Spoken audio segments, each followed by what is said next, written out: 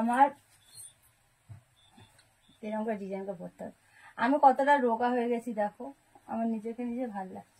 তুই কি নিজে কার্টুনের মতো দাঁড়িয়েছিস? দেখছি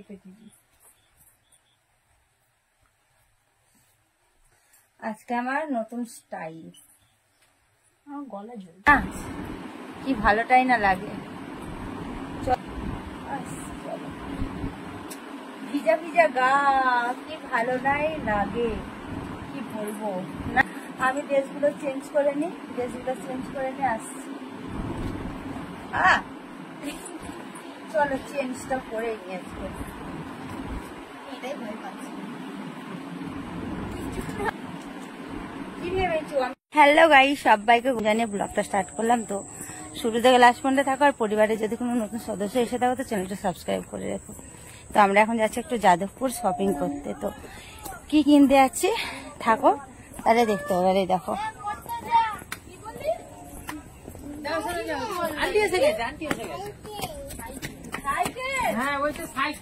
আর আমার বাজার যাওয়ার একটাই কারণ হলো মিষ্টুর বার্থডে 16 তারিখে।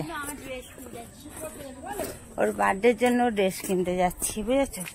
আর আজকে আমার লুকটা এই যে।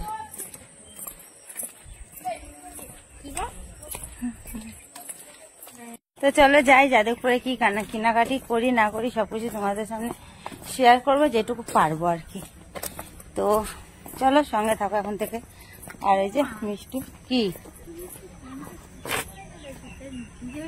কোথায় বেশি বাজে লাগছে দেখতে, বসেছিলাম।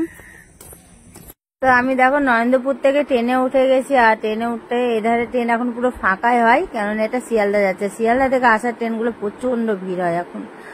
তো এই যে ট্রেনে উঠে গেছি, ট্রেনে এবার আমি বসে গেছি, বসে এবার যাচ্ছি আমি যাদবপুর মানে 3-4টে স্টেশন, 4টে স্টেশন আর কি। আর যাদবপুরে নেমে কি হয়েছে জানো, যাদবপুরে নামার পর একটা কাণ্ড হয়ে